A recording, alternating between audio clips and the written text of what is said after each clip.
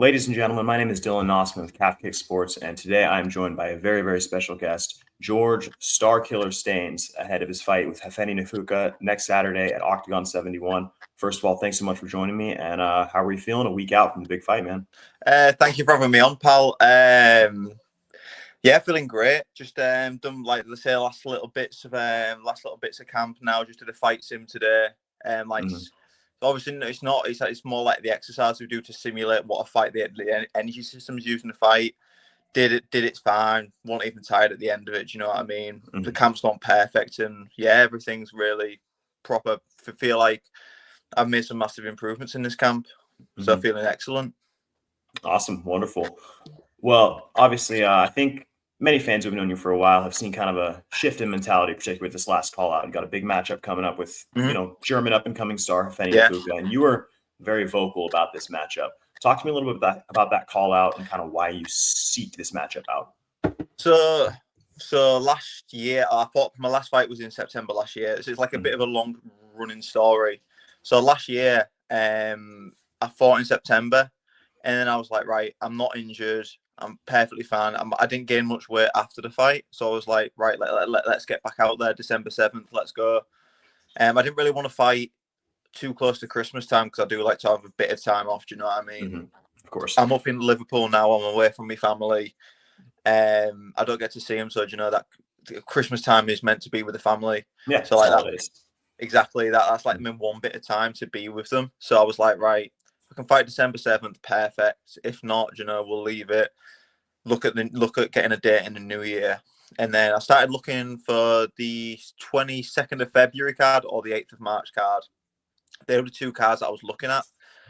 And then I got given name after name after name. So I got, like, for example, I got given Topolai, tear me down. Robin Frank, tear me down. And a couple of I got given Nafuka, but to be fair to him, he said, I won't be able to fight in March, but May would be good. So I was like, yeah, at least if March doesn't happen, I've got May. I could do both because it's enough time for me. And then again, I had loads of other people turn me down in May. And then it was getting close to that 8-week period of not really, like, that's when you really want to start your camp. And I heard nothing from Oktagon or Nafuka. So I was like, right, what is actually going on here? Am I actually going to fight in May? Like, he said he was going to fight me. Yeah. Because again, we had Shem on the card. Do you know what I mean? Great to fight on the same night with the teammate. So it's like, right, let's just push it. Worst thing happens, I don't get a fight. And I've told everyone what's happening. People know what's actually happening. And then he got annoyed by it. I got a fight from it. Happy days. There we go. Absolutely. Yeah, 100%. Well, clearly you're a guy who likes to stay active. And anybody who, again, has paid attention to your career, the first thing jumps off the page, at least to me, is your IMMAF experience. I mean, 17 fights in a pretty short amount of time at the end of the day. And again, this is something I see that's very common with a lot of European fighters that I talk to, is this just massive amount of amateur experience. How did that shape your career, and how did you think that really set you up for success in the pro ranks so far? There were like, amateur is a great experience, obviously, because again, it's like you're fighting, you're getting a taste of what pro MMA is like. It's obviously it is a funny question you mentioned it, because I was literally thinking today, amateur MMA and pro MMA are literally two different sports. They are two completely different sports, and I think a lot of amateurs don't realize that. But I mean, I'm a fighter myself, and even when we go from 3 to 5 minute rounds, I mean, you think about it, going from what is it, a 9-minute fight to a 15, you're almost doubling the time that you're in the cage, let alone knees to the head, elbows, all the other aspects that change it. So I totally understand. It is mad. Like, again, like, it's like obviously 3 minutes, you can almost like sprint for 3 minutes. Whereas 5 minutes, you cannot sprint for 5 minutes. So it literally becomes a completely different sport. It is mad, really. But like, back to the question, I think it did massively help me again, especially being active, because it was like, it taught me well not to blow up in between camps, especially like get too big, or like it really helped me like with the weight cutting as well, like how to weight cut properly. Like, again, the further I got, like when I had like my first 3 or 4 amateur fights, I literally was just cutting like body fat and a little bit of water, you know, like low carbs, fight week, and the weight would fall off me. Whereas now, do you know what I mean? It's such a science, and like I'm probably better at cutting weight now than what I was. Do you know, which is mad considering I'm doing like water cuts, you know, baths, wraps and that. But it's much easier this way. Like, really thinking about it, I probably could have made bantamweight when I first started amateur, but the withdrawals, like the back takes and that, I've like stumped my growth. You know, or I'd been underdeveloped, I'd been weak, and again, when you're not used to cutting, that's like it's a big thing, you know. Well, it's a huge problem. Sorry to interrupt, but it's a huge problem we have here in the US with amateur wrestling at like the school level, you know, when they're in school, because these coaches have these kids, you know, 13, 14, 15, cutting so much weight, and then it ends up literally harming their growth process. Yeah. It makes it so they're not as good of athletes later on. And it's really crazy. It's mad, isn't it? So so back to the IMAF. My S&C coach, Paul Reed, who's like, he's very high up in the English MMA. I'm very familiar with Paul Reed. Yeah, he's the man, isn't he? The old legend. Yeah, he's awesome. He's the man. What a man. But he was telling me he went to the Youth Worlds, the last one, and he literally saw kids being made to run in sweatsuits, and they were crying while they were running, but the coaches were forcing them to cut weight like that. I'm just like, the kids are like 10 years old. Why are you making kids cut weight? There's no benefit. I mean, I say all the time, especially as an amateur, if you're focusing more on your weight cut than your preparation for the fight, you're just doing yourself more harm than good. You should be focusing on the skills and the mindset and what you're going to be doing in there. And if you're cutting too much weight, you're taking away from that time and effort you can put towards actually getting ready for the fight itself, you know? So, well, it essentially becomes a fat camp, doesn't it? Instead of an actual getting ready for an opponent. Like you're on too little calories where you're risking injury. You can't train as much. Whereas like I've got it to a point now where I can train pretty much 4 hours a day every day and still be fully fueled every session, which is what you want. You want to be training as much as you can. Yeah, 100%. So obviously you're one of the not few, but one of the primary members representing the UK in Oktagon. And as you mentioned, you got Shem on the card as well, and even your former opponent Dennis Frimpong on the card as well. Talk to me a little bit about how it feels representing, you know, probably the largest promotion in Europe at this point, representing your country, and then also just traveling to Germany with your teammates, with some guys, you know, representing your kind of homeland and fighting on that card. So again, I've always been very proud to represent England. Always been very, very proud. Again, MMA is such a minority sport, and it's very rare you hear anyone being able to represent the country in MMA. So for me to be able to represent it in a minority sport, again, representing the sport in the country and obviously my country in the sport was very, very, was cool for me. Like, again, I grew up watching football with my dad, watching England play. So again, like, obviously my dad's like he loves football and that. So you always watch the England play. It's like very patriotic and that. So when you can represent England in the same way, it's very fulfilling. That's the word I'm looking for, fulfilling. 100%. So any chance I can get to represent England in any form is always a good one. And then obviously fighting on the card with a teammate, Shem, is always his boss. I've shared a card with him once, and again, it just makes the whole experience a lot easier. Do you know what I mean? You've got obviously you've always got your team, like your coaches around you, but having another teammate again who's it's more not even being there, it's going through the camp together. Do you know what I mean? You're both cutting, you're both going to be a bit tired. You can lean on each other a little bit, you know, for support during that process. And obviously, Dennis, familiar faces. We're all right now. We talk to each other quite often. And so it'll be cool to obviously have another familiar face there to talk to.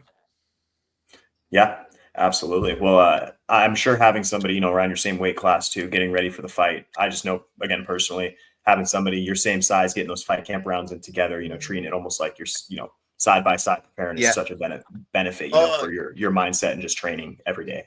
And like you see that, especially in next year, we've got so many lightweights. Do you know what I mean? Like we've got absolutely. Paddy, myself, Cullen, Shem, Chris Price, Yusuf Naz. Do you know there's 6 lightweights already? Do you know what I mean? That's a roster, yeah, for sure. Yeah. Yeah. So I know you mentioned a little bit about it earlier as well, but your strength and conditioning, something I've really noticed in your game is not only your cardio and your pace that's improved. I mean, you put an absolute pace on Jakob Dakota last time out, but Yeah. also just your general size and strength. You've really, I mean, you were kind of a string bean when I first came across you, watching your Yeah. fights, and you've really filled out. Talk to me a little bit about that mentality, and obviously Paul Reed has helped you a lot, as you mentioned, but just kind of that shift in strength and conditioning, getting bigger, and how you feel like you've kind of grown into your body as you've kind of evolved into your pro career.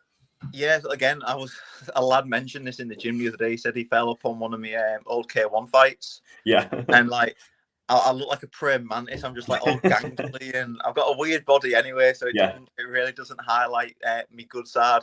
Yeah.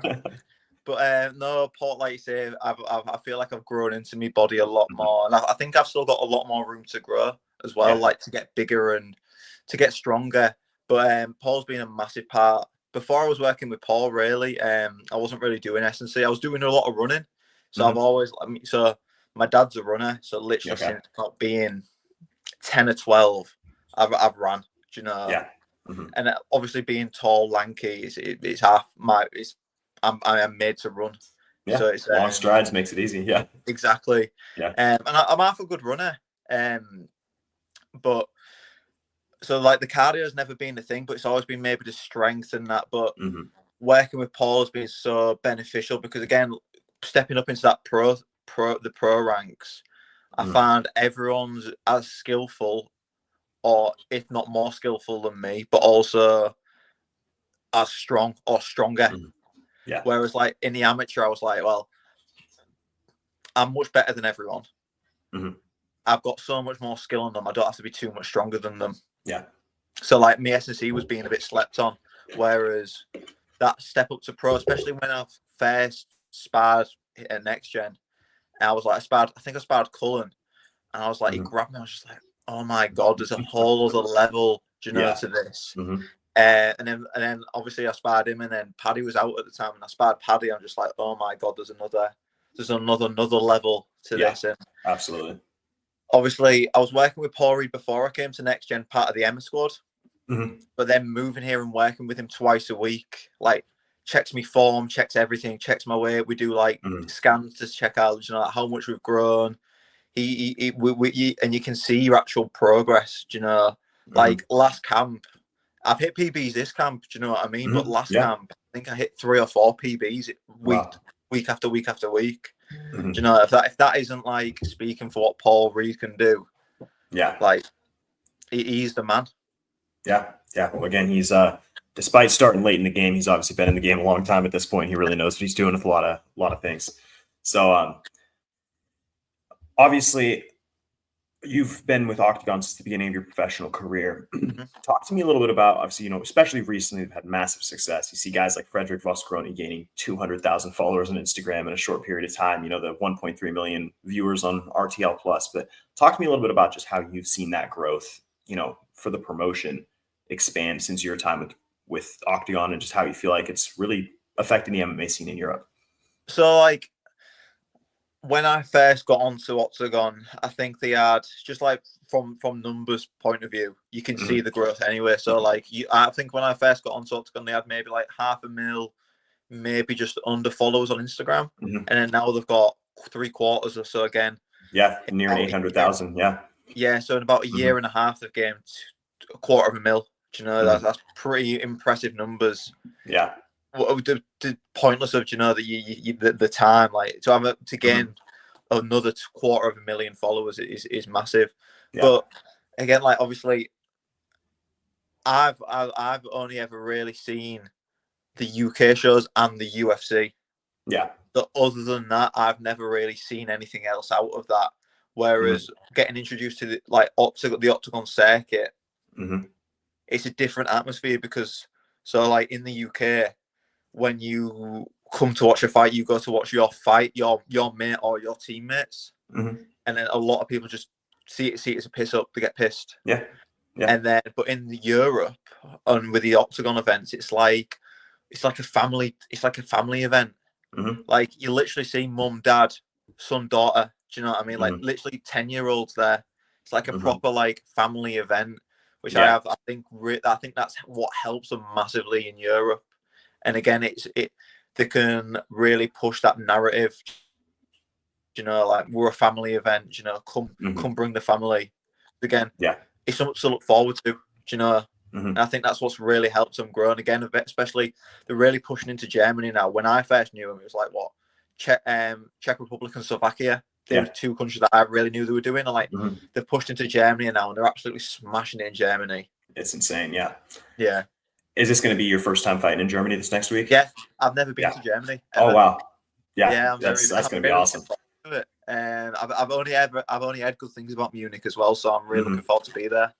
Yeah, no, it's on my bucket list to go to Germany as well. It looks like an awesome place, and again, the fight fans there have been nothing but awesome the last few events too. I mean, they're and again, just to talk about Octagon a little bit more. I mean, I feel like they're really focusing so much on the fan experience and the live shows and the just experience overall the live shows, whether it's for the fighters or the fans. And you see, the UFC Apex or things with other ways where they're really taken away from that experience. And again, I've always said the fighters just deserve to be treated like gladiators. They deserve to have that fan, the support, the crowd going crazy for them. That's what makes the sport so special, in my opinion. So it's really awesome to see Octagon committing to that. Like, we're going to the big stadiums, we're going to the nice, venues, making it a big deal. Well, like when I first I think I first went 2 years ago. I think they flew me over to do like an interview for the Challenge Series. And I went. It was the first proper professional MMA show I've been to. So I've been to like amateur shows in the UK where they've had pros on, but it's like being amateurs first, then your pros. Yeah. So when I first went, it was like the first professional, show I've ever been to. But then obviously I've seen them all. I watched like Cage Warriors. I've watched UFCs before. It's nothing new watching it. But like when I was there, I was like, they'll have like kiss cams, like that doing like they got a mascot, like that goes. Oh, Gogi, he's the man. I love him. Yeah, and he'll go around firing t-shirts out of a cannon. You know what I mean? Like they really do focus on that fan experience, and I think the fans really, really do resonate with it. Like they know they're gonna have a good time when they go, and like you say, the fighters do get treated like gladiators. Like all the limelight is on them. Yeah. 100%. So obviously a huge fight this next Saturday. To look forward a little bit, say you win next Saturday, what does 2025 look for you? How many times would you like to fight? Do you have any events on your sight line, or are you kind of just seeing how the year comes? I'm just literally, I want another 3 still this year after this. So I still want 4 fights this year. I like being active. I am best active, like I'm always in the gym. Like I'm never not in the gym. Literally after Christmas, I think I was home until the 3rd of January, and I was back in the gym the day after. I don't like being out of the gym. I actually prefer if I'm at home, I'm just bored. Like no, I mean I'm the same way. Training is what's fun. Competing is great, but if you don't love the training day in and day out, then what are you really doing it for? It's like being at the gym is what makes me happy. It's what got me into the sport, and I'm sure it's the same for you. Literally the other week was like I was training. There's like Vent and Rimmer both went to me. Just have a bit of a time off. Just do the mornings because you want to peek into the fight week. I was just like, no, but I want to be in the gym. I enjoy it. Let's hang out here. Maybe don't sit in the corner and just be here. Yeah. So literally, and Rim just said to me, just come in and watch. Then I was just like, I'll just do that then. Yeah, exactly. I hate being away from the gym, but again, I still want to have these 4 fights, and again, I haven't really looked past this date in terms of like what's the next shows are, because I'm very tunnel visioned personally. I focus on that one thing, then I see what comes after. Do you know what I mean?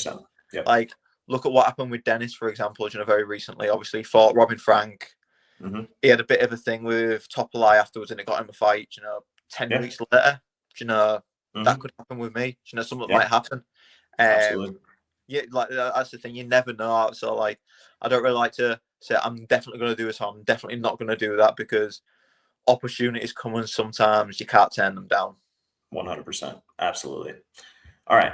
Last but not least, obviously it takes a village, a lot of people involved. Do you have any teammates, sponsors, coaches, anybody you'd really like to thank for helping you get ready for this fight in particular?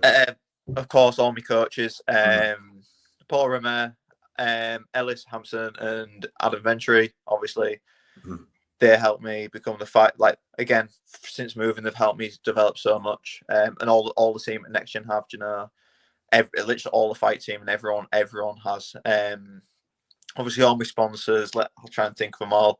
C3 Group, Galazi Corporate, Firmwise,